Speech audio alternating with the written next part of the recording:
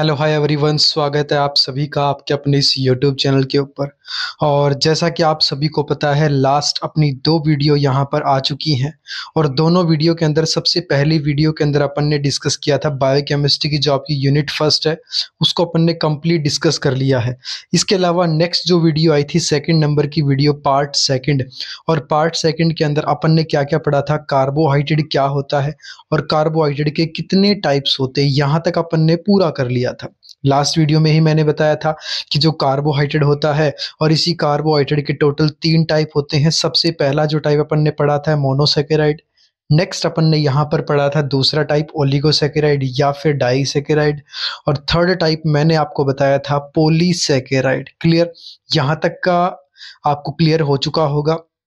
अब अपन यहाँ पर नेक्स्ट पढ़ेंगे जो थर्ड अपना जो टाइप है पॉलीसेकेराइड, इसके बारे में। सबसे पहले अपन यहाँ पर पढ़ेंगे पॉलीसेकेराइड क्या होता है, फिर अपन पढ़ेंगे पॉलीसेकेराइड को कितनी कैटेगरी के अंदर क्लासिफाई किया गया है और किस कैटेगरी का क्या मीनिंग होता है। चलिए स्टार्ट करते हैं बिना किसी देरी के। सबसे पहले बात करते हैं पॉलीसेकेराइड क्या। अब देखिएगा, पॉलीसेकेराइड इस वर्ड को जब आप तोड़ोगे तो ये 2 वर्ड से मिलकर बना है, पोली। पोली का मतलब क्या होता है कि मोनोसेकेराइड की 10 या 10 से ज़्यादा यूनिट आपस में जुड़ती हैं और जुड़कर किसका फॉर्मेशन करती हैं, पॉलीसेकेराइड का फॉर्मेशन करती हैं। सेकेराइड वर्ड किसके लिए आता है, कार्बोहाइड्रेट के लिए आता है। क्लियर? यहाँ पे क्या बताया गया है, it is also called glycans, इसको अपन ग्लाइकेन्स भी कहते हैं। Next, are polymer of large number usually more than 10 of monosaccharide, मतलब 10 या 10 से ज़्यादा क्या होती हैं, मोनोसेकेराइड यूनिट आपस में बाइंड होती हैं और एक पॉलीमर बनता है, एक लंबी चेन यहाँ पर बनती है जिसको बोलते हैं पॉलीसेकेराइड। नेक्स्ट वन, ये जो सारी की सारी यूनिट होती हैं आपस में ग्लाइकोसाइडिक बॉन्ड के द्वारा जुड़ी हुई होती हैं। क्लियर? अब नेक्स्ट वेरी वेरी इंपॉर्टेंट यहाँ पर बताया गया है कि पॉलीसेकेराइड आर क्लासिफाइड एज, की पॉलीसेकेराइड को 2 अलग अलग कैटेगरी के अंदर डिवाइड किया गया है। सबसे पहले होमोपॉलीसेकेराइड और दूसरा आ जाता है हेटेरोपॉलीसेकेराइड। इतना आपको समझ में आया कि पॉलीसेकेराइड को अपन ग्लाइकेन्स कहते हैं, एक तरीके से लंबी चेन यहाँ पर बनाते हैं जिसमें 10 से ज़्यादा मोनोसेकेराइड यूनिट आपस में ग्लाइकोसाइडिक बॉन्ड के द्वारा जुड़ती हैं। और पॉलीसेकेराइड को ही 2 अलग अलग कैटेगरी में डिवाइड किया गया है। सबसे पहले होमोपॉलीसेकेराइड और नेक्स्ट आ जाता है हेटेरोपॉलीसेकेराइड। क्लियर? अब नेक्स्ट अपन यहाँ पर चलते हैं आगे, अपना नेक्स्ट पॉइंट जो है, सबसे पहला यहाँ पर जो टाइप है और टाइप का नाम रहेगा होमोपॉलीसेकेराइड। क्लियर? इसके बारे में देखते हैं। होमोपॉलीसेकेराइड, अगर आप इस वर्ड को तोड़ोगे तो यहीं पे आपको पूरा का पूरा समझ आ जाएगा। होमो का मतलब क्या होता है, सेम। ओके, पोली का मतलब मैंने आपको पहले ही बताया था, पोली का मतलब क्या है, 10 से ज्यादा, और सेकेराइड मतलब सेकेराइड यूनिट यहाँ पर आपस में जुड़ती हैं, मोनोसेकेराइड यूनिट आपस में जुड़ती हैं, उसी को क्या बोलते हैं, होमोपॉलीसेकेराइड बोलते हैं। तो देखिएगा, होमोपॉलीसेकेराइड या इसी को ही क्या बोलते हैं, होमोग्लाइकेन्स भी कहते हैं, are the polymer of the identical monosaccharide unit. Very very important line है, क्या बताया गया कि होमोपॉलीसेकेराइड ऐसे पॉलीमर होते हैं जिसके अंदर जो मोनोसेकेराइड यूनिट होती है वो आइडेंटिकल होती हैं, मतलब बिल्कुल सेम सेम होती हैं, ऐसे नहीं कि डिफरेंट टाइप की होंगी। फॉर एग्जांपल, स्टार्च है, ग्लाइकोजन है, सेलुलोज है और इनुलिन है, ये 4 इसके एग्जाम्पल हैं होमोपॉलीसेकेराइड के। समझ में आया? होमोपॉलीसेकेराइड का मतलब ऐसा कार्बोहाइड्रेट का टाइप जिसके अंदर आइडेंटिकल मोनोसेकेराइड यूनिट आपस में बाइंड होकर एक पॉलीमर का फॉर्मेशन करती हैं, जिसको होमोग्लाइकेन्स अपन कहते हैं। अब नेक्स्ट अपन यहाँ पर एक एक करके इन चारों एग्जाम्पल को यहाँ पर डिस्कस करेंगे। चलिएगा, सबसे पहले एक very very important most important difference अपन यहाँ पर देखेंगे स्टार्च और इसके अलावा ग्लाइकोजन का। देखिएगा, स्टार्च जो है it is A plant reserve food that is mostly stored in seeds. क्या बताया गया कि स्टार्च जो होता है सीड्स के अंदर, बीजों के अंदर सबसे ज्यादा प्रेजेंट होता है, वहां पर ये स्टोर होता है और इसको अपन क्या बोलते हैं, प्लांट रिजर्व फूड कहा जाता है, प्लांट्स के अंदर है। ग्लाइकोजन की बात की जाए तो ये एनिमल रिजर्व फूड है और मेनली कहाँ पर होगा, अपनी ह्यूमन बॉडी के अंदर या जो भी एनिमल्स होते हैं उनके लीवर और मसल के अंदर।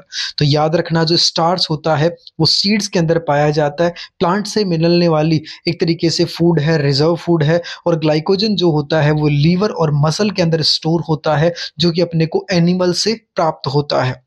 Next, it is less branch. Starch क्या है? लेस ब्रांच होता है। इसमें जो ब्रांचिंग होती है वो कब शुरू होती है? 20 से 30 ग्लूकोज की यूनिट आपस में जुड़ती हैं और उसके बाद ब्रांचिंग यहाँ पर शुरू होती हैं। जबकि ग्लाइकोजन के अंदर क्या होता है? ये बहुत ज़्यादा ब्रांच्ड होता है, हाईली ब्रांच्ड होता है। हाईली का मतलब ज़्यादा ब्रांच होंगी, जल्दी ब्रांच शुरू होंगी, और जल्दी का मतलब क्या है कि ब्रांचिंग जो है वो स्टार्ट हो जाती हैं जैसे ही 10 से 12 ग्लूकोज यूनिट आपस में जुड़ती हैं। तो क्या होगा? यहाँ पे ब्रांचिंग स्टार्ट हो जाएगी। इसीलिए ग्लाइकोजन को क्या कहा गया कि ये क्या होता है? हाईली ब्रांच्ड होता है। नेक्स्ट, स्टार्च के अंदर क्या होता है? दो कंपोनेंट होते हैं, एक एमाइलोज होता है, एक अमाइलोपेक्टिन होती है। और ग्लाइकोजन की स्ट्रक्चर के अंदर किसी भी तरीके से कोई भी ऐसी स्ट्रक्चर प्रेजेंट नहीं होती है। अब बात करते हैं नेक्स्ट पॉइंट की तरफ, और नेक्स्ट यहाँ पर अपना पॉइंट बताया गया है कि जो स्टार्च होता है वो क्या होता है? सोल्यूबल होगा, स्प्रिंगली सोल्यूबल होता है। किसके अंदर? ठंडे पानी के अंदर। बट अगर आप इसको गर्म पानी के अंदर डालोगे तो वहां पर ये पेस्ट का फॉर्मेशन करेगा। और नेक्स्ट वन जो स्टार्च होता है वो वॉयलेट कलर देगा आयोडीन के साथ। वहीं पर बात करें ग्लाइकोजन की, तो ग्लाइकोजन एक ऑप्लेसेंट सॉल्यूशन बनाता है पानी के अंदर। मैं इमेज आपको दिखा दूंगा, समझ आ जाएगा। नेक्स्ट बात करते हैं, जो ग्लाइकोजन है ये ब्राउन या रेड कलर देता है, मतलब ब्राउन से रेड की तरफ ऐसा कलर दिखाई देगा जब ये आयोडीन के कांटेक्ट के अंदर आता है तब। इतना आपको समझ में आया? तो यहाँ पर एग्जाम्पल अपन ने पढ़ लिए होमोपोलीसेकेराइड के। सबसे पहला अपन ने एग्जाम्पल यहाँ पर पढ़ा है स्टार्च, और नेक्स्ट अपन ने यहाँ पर पढ़ लिया ग्लूकोज। ये दो एग्जाम्पल पूरे हो चुके हैं। अब पढ़ेंगे सेलुलोज के बारे में, फिर अपन पढ़ते हैं इनुलिन के बारे में। चलिएगा, तो नेक्स्ट अपन यहाँ पर पढ़ेंगे सेलुलोज के बारे में। सेलुलोज की बात की जाए तो it is a compound of plant cell wall. Plants की जो सेल वॉल होती है उसका एक ये इंपॉर्टेंट कंपाउंड होता है। Next one, cellulose can not be digested by human being. क्या बताया गया कि मनुष्य, ह्यूमन बीइंग के अंदर किसी भी तरीके से सेलुलोज का डाइजेशन नहीं होता है। अब आप बोलोगे डाइजेशन क्यों नहीं होता? तो उसके पीछे रीजन है कि अपनी बॉडी के अंदर सेलुलेज एंजाइम की क्या होती है? कमी देखने को मिलती है। ह्यूमन बीइंग के अंदर सेलुलेज एंजाइम नहीं पाया जाता, इसकी वजह से सेलुलोज का डाइजेशन नहीं होता है। Okay, next one, cellulase enzyme नहीं होगा तो क्या होगा? सेलुलेज के बीच में जो बॉन्ड पाए जाते हैं और ये उन बॉन्ड को तोड़ नहीं पाएगा। Okay, clear? नेक्स्ट अपन यहाँ पर पढ़ेंगे, नेक्स्ट अपना जो एग्जाम्पल है, और उस एग्जाम्पल का नाम है इनुलिन।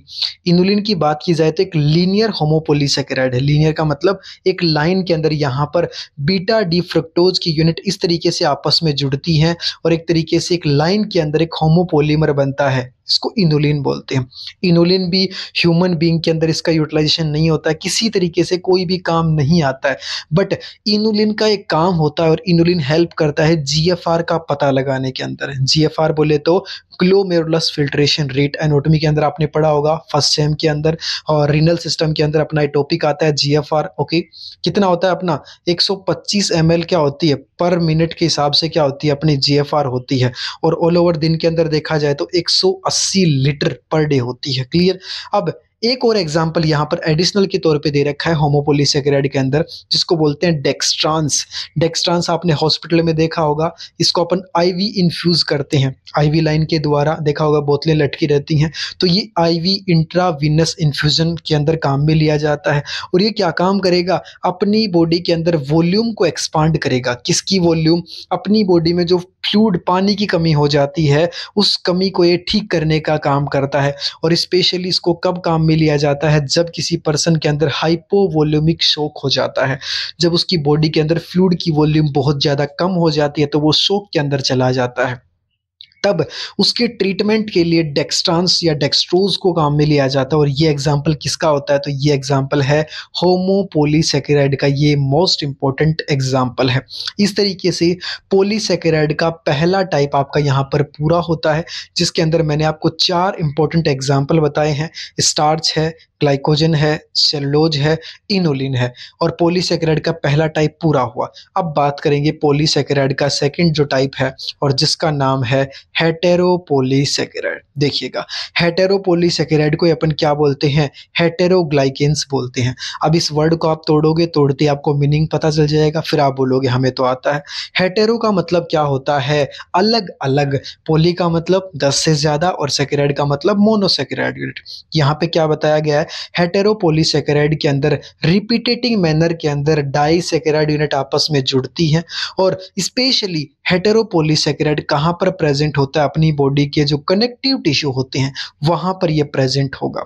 अब एक एग्जाम्पल के तौर पे अगर बात की जाए तो कनेक्टिव टिश्यू के एग्जाम्पल होते हैं कार्टिलेज, टेंडन, स्किन और ब्लड वेसल्स की जो वॉल होती हैं। और आपको पता है कनेक्टिव टिश्यू अपनी बॉडी के अंदर पाए जाने वाला क्या होता है, मोस्ट अबंडेंट टिश्यू है, सबसे ज्यादा पाए जाने वाला टिश्यू है। नेक्स्ट वन यहाँ पे बताया गया, ये आपस में जुड़ते हैं किसके द्वारा, प्रोटीन के द्वारा। ओके, और इसीलिए इस स्ट्रक्चर से प्रोटीन आकर के जुड़ जाता है तो उसको अपन क्या बोलते हैं, ग्लाइकोसामीन ग्लाइकेन्स बोलते हैं। याद रखना, हेटेरोपॉलीसेकेराइड से प्रोटीन आकर के जुड़ जाते हैं जिसको क्या बोलते हैं, ग्लाइकोसामीन ग्लाइकेन्स अपन कहते हैं। और मोस्ट इंपोर्टेंट ग्लाइकोसामीन ग्लाइकेन्स कौन कौन से हैं, तो यहाँ पे एग्जाम्पल के तौर पे बताया गया है हाइल्यूरोनिक एसिड और इसके अलावा हिपेरिन। याद रखना, जो अपना हेटेरोपॉलीसेकेराइड है इससे प्रोटीन आकर के जुड़ जाएगा जिसको अपन बोलेंगे ग्लाइकोसामीन ग्लाइकेन्स। और ग्लाइकोसामीन ग्लाइकेन्स कौन कौन से हैं, हाइल्यूरोनिक एसिड और इसके अलावा हिपेरिन। अब एक एक करके दोनों के बारे में डिस्कस करते हैं। सबसे पहले हाइल्यूरोनिक एसिड की बात करते हैं। देखिएगा, हाइल्यूरोनिक एसिड के अंदर क्या बताया गया है कि इसके अंदर डी ग्लूकोरोनिक एसिड और एन एसिटाइल डी ग्लूकोसामीन, याद रखना, डी ग्लूकोरोनिक एसिड और एन एसिटाइल डी ग्लूकोसामीन की रिपीटेटिंग यूनिट लगभग अलग अलग टाइप की यूनिट आपस में जुड़ती है और हाइल्यूरोनिक एसिड का फॉर्मेशन करती है, इस कंपाउंड को बनाती है। नेक्स्ट वन अगर बात की जाए तो पॉलीसेकेराइड चेन के अंदर लंबी जो चेन होती है वो किसकी होती है, उस लंबी चेन के अंदर ग्लाइकोसामीन ग्लाइकेन्स पाए जाते हैं। जीएजी का मतलब ग्लाइकोसामीन ग्लाइकेन्स। नेक्स्ट वन यहाँ पर आगे बताया गया है, हाइल्यूरोनिक एसिड के अंदर एक पॉइंट दिया गया है, इट इज इंपॉर्टेंट कंपोनेंट, ये कनेक्टिव टिश्यू का इंपॉर्टेंट कंपोनेंट होता है। इसके अलावा साइनोवियल फ्लूइड का और अपनी आई के अंदर पाए जाने वाले विट्रस ह्यूमर का, इन सारे के सारे जो अलग अलग टाइप की यहाँ पर मैंने एग्जाम्पल आपको बताए हैं, बॉडी के इंपॉर्टेंट कंपोनेंट बताए हैं, यहाँ पर हाइल्यूरोनिक एसिड पाया जाता है। जब भी आप एनाटॉमी पढ़ोगे, एनाटॉमी के अंदर आपको सारी की सारी चीजें ये क्लियर है, साइनोवियल फ्लूइड कहाँ होता है, कनेक्टिव टिश्यू क्या होता है, विट्रस ह्यूमर क्या होता है, आपको एनाटॉमी के अंदर ये सारी चीजें पढ़ा रखी होंगी। नेक्स्ट वन यहाँ पर आगे बात करते हैं हिपेरिन के बारे में। और हिपेरिन की बात की जाए तो हिपेरिन के अंदर ग्लूकोरोनिक एसिड या ग्लूकोसामीन, ये स्ट्रक्चर यहाँ पर प्रेजेंट होते हैं और ये आपस में जुड़ करके हिपेरिन का फॉर्मेशन करती हैं। हिपेरिन जो होता है हाईली चार्ज्ड पॉलीमर होता है, इसके ऊपर चार्ज प्रेजेंट होगा। और हिपेरिन कहाँ पर पाया जाता है, तो अपनी बॉडी के अंदर जो इंट्रा सेलुलर ग्रेन्यूल्स होते हैं जो कि मास्ट सेल से मिलकर बनते हैं। इंट्रा सेलुलर का मतलब क्या है, सेल्स के बीच में जो ग्रेन्यूल्स होंगे और स्पेशली मास्ट सेल के अंदर, वहां पर ये हिपेरिन प्रेजेंट होता है। और हिपेरिन को एक बड़े लेवल पे काम में लिया जाता है, किसके लिए, ब्लड क्लोटिंग को रोकने के लिए। ब्लड क्लोटिंग आपको पता है, ब्लड क्लोटिंग अपनी बॉडी के अंदर खून का थक्का जमने लग जाता है और अपन मरीज को हिपेरिन देंगे और हिपेरिन क्या काम करेगा, इस ब्लड क्लोटिंग की प्रोसेस को रोक देता है। तो किसी पर्सन के अंदर अगर मान लो कोई हार्ट का पेशेंट है, बार बार उसके अंदर ब्लड का क्लोट बनता है, थक्का बन रहा है, वहां पर अपन हिपेरिन काम में लेते हैं। तो हिपेरिन को अपन क्या बोलते हैं, एंटी कोगुलेंट भी बोलते हैं, एक तरीके से नेचुरल एंटी कोगुलेंट होता है। क्लियर। अब बात करेंगे, एक लास्ट अपनी यहाँ पर हेडिंग रहती है यूजेज ऑफ कार्बोहाइड्रेट के बारे में। अभी तक अपन ने पहली वीडियो के अंदर क्या देखा था, कार्बोहाइड्रेट क्या होता है और कार्बोहाइड्रेट के टाइप कौन कौन से हैं। उसके बाद आज के अपने यहाँ पे क्लास के अंदर अपन ने क्या पढ़ लिया है, पॉलीसेकेराइड क्या होता है और पॉलीसेकेराइड के टाइप्स के बारे में देख लिया है। जैसे ये यूज आप पढ़ लोगे, इस यूनिट का 30% पोर्शन आप पूरा कर लोगे। अब एक एक करके यहाँ पे यूज अपन पढ़ते हैं। तो देखिएगा, सबसे पहला जो यूज है, कार्बोहाइड्रेट एक तरीके से are the main source of energy, अपनी बॉडी का एक सबसे मेन सोर्स होता है एनर्जी का। अगर आपको फटाफट एनर्जी चाहिए तो कार्बोहाइड्रेट आप ले। ब्रेन सेल्स हो गया, आरबीसी हो गया, ये कंप्लीटली ग्लूकोज के ऊपर डिपेंड होते हैं और ग्लूकोज ही क्या है, कार्बोहाइड्रेट है। देखा होगा अपनी टीवी के अंदर ऐड आता है ग्लूकोज का, ठीक है, एनर्जी वगैरह देते हैं, गर्मियों के अंदर खूब ऐड देखने को मिलेंगे। स्टार्च की बात की जाए तो एक स्टोरेज फॉर्म होता है एनर्जी का, जो कि प्लांट्स के अंदर प्रेजेंट होता है और एनिमल्स के अंदर ग्लाइकोजन प्रेजेंट होता है। नेक्स्ट वन, कार्बोहाइड्रेट कन्वर्ट हो जाएगा अदर बायोमोलिक्यूल्स के अंदर। आगे जाकर अपन पढ़ेंगे पूरा का पूरा साइकिल है, किस तरीके से जो अपना कार्बोहाइड्रेट है, ग्लूकोज है, वो दूसरे जो अलग बायोमोलिक्यूल्स जैसे कि फैट के अंदर कन्वर्ट हो जाना कैसे कैसे होता है।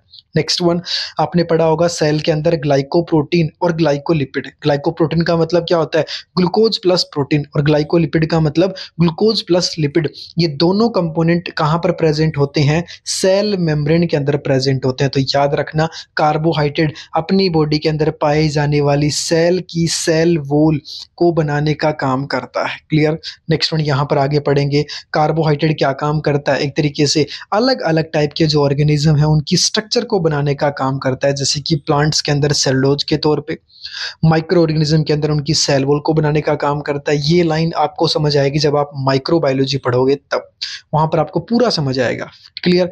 तो यहाँ पे ये अपन ने क्या पढ़ लिया, पूरे के पूरे यूज अपन ने यहाँ पर डिस्कस कर लिए है। क्लियर? इतना आपको समझ में आया? हाँ जी, तो आज की अपनी इस इम्पोर्टेंट वीडियो के अंदर अपन ने क्या क्या पढ़ लिया है। सबसे पहले मैंने आपको बताया कार्बोहाइड्रेट का जो थर्ड नंबर का जो टाइप था, पॉलीसेकेराइड के बारे में, जिसके अंदर अपन ने पढ़ा है होमोपॉलीसेकेराइड और हेटेरोपॉलीसेकेराइड के बाद में। इसके बाद अपन ने पढ़े हैं यूजेज ऑफ कार्बोहाइड्रेट, और इस तरीके से जो आपकी कार्बोहाइड्रेट वाली जो यूनिट है बीएससी नर्सिंग सेकंड सेमेस्टर के अंदर, वहाँ पे इस यूनिट के अंदर कार्बोहाइड्रेट क्या है, कार्बोहाइड्रेट के टाइप्स और कार्बोहाइड्रेट के यूजेज, ये अपन ने यहाँ पर क्लियर कर लिए हैं। अगर आप चैनल के ऊपर पहली बार आए हैं तो चैनल को सब्सक्राइब जरूर कीजिएगा। ऐसे ही मोस्ट इंपॉर्टेंट टॉपिक के वीडियोज आपको रेगुलर मिलते रहेंगे। तो आज के लिए इतना ही, फिर मिलेंगे नेक्स्ट वीडियो में नेक्स्ट क्लास के अंदर। तब तक के लिए बाय बाय, थैंक यू।